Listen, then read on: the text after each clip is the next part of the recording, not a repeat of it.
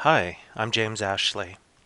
Today we are going to talk about how Oculus Rift creates the illusion of presence. As a refresher, Oculus Rift is a head-mounted device that immerses the wearer in three-dimensional virtual worlds.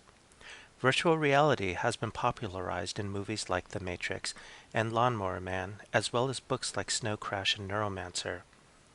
Oculus Rift is one of the first consumer devices to place this type of virtual reality experience within the reach of the average person. In doing so, it also places within our reach a degree of digital experience known as presence. What is presence?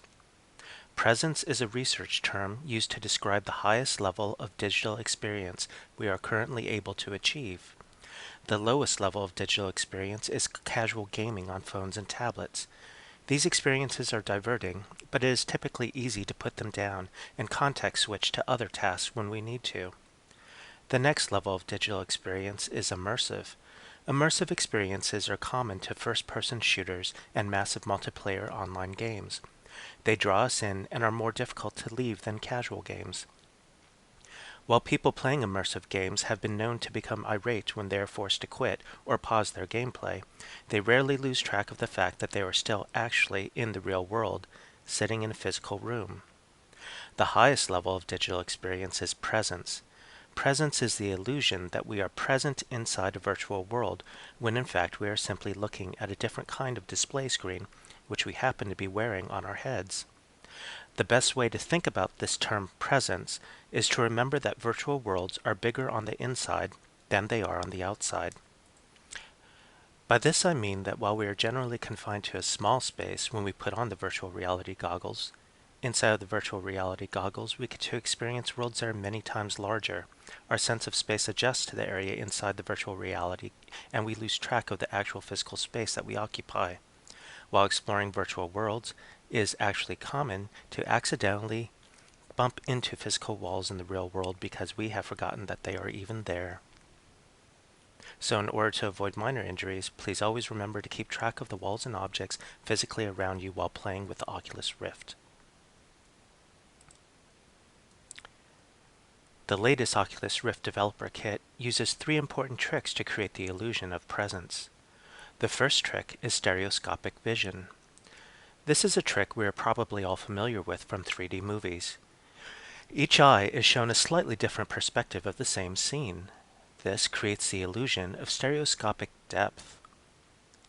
While 3D movies typically accomplish stereoscopic depth by using lenses of different tints or polarities, Oculus Rift accomplishes the same thing with a brute force approach. Oculus uses two high-resolution OLED phone displays, and one screen is assigned to each eye, positioned just millimeters away. While a virtual reality game may be generating a full HD image that is 1920 by 1080 pixels, each eye gets exactly half of that resolution, or 960 by 1080 pixels. I want to demonstrate how this works with an unusual game with Oculus support called Euro Truck Simulator 2. In the normal, non-virtual reality version of this game, you see the streets of Paris from the point of view of the driver. Imagine a camera where his head is. To make this a virtual reality game, all we do is replace the single camera with two side-by-side cameras. Suddenly, the long streets of Paris become much more interesting.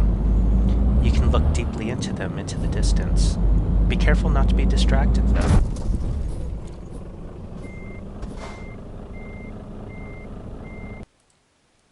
And that's how stereoscopic vision works. A second trick Oculus uses to create presence is orientation detection. As the VR user turns her head side to side and up and down, Oculus spins and shifts the display images to match the player's head rotation to create the illusion that she is really looking around inside a 3D world. Oculus has not one, not two, but three complex sensors working together to make this possible. The first is a gyroscope. The gyroscope detects the angular momentum of head rotations. It does this at approximately 1,000 times per second.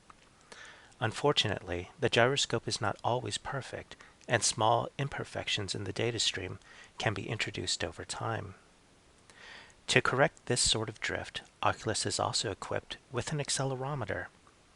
Accelerometers are common in smartphones and wrist health monitors, where they are used to detect shaking and regular accelerations that come from walking. The Oculus, however, uses it to perform one simple task: to always know which way is up.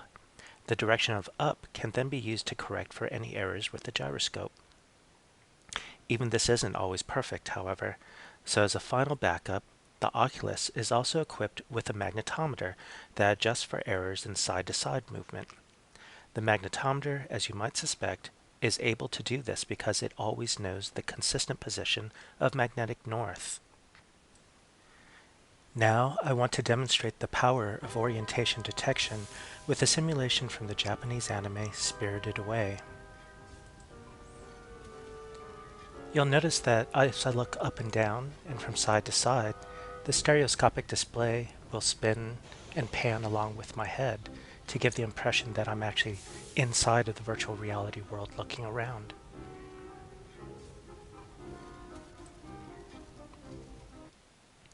The last trick Oculus DK2 uses to create presence is position tracking of the head.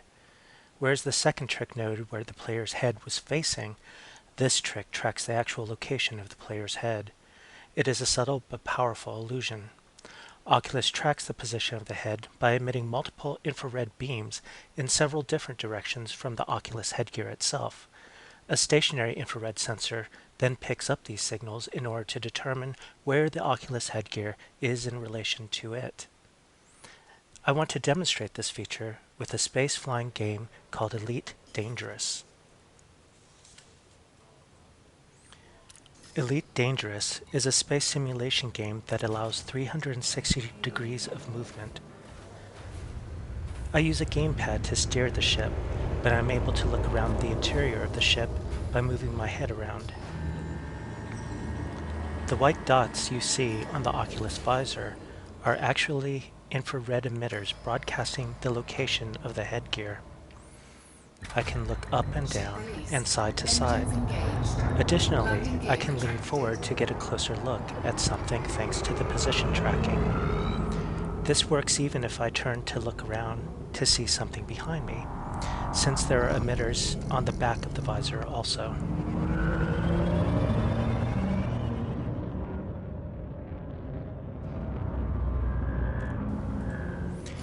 In order to maintain this high level of responsiveness, the Rift samples data 1,000 times per second. The device never allows the lag between a head movement and the visual reaction to that movement to exceed 20 milliseconds. This amazing responsiveness is at the heart of the Oculus Rift's ability to create presence.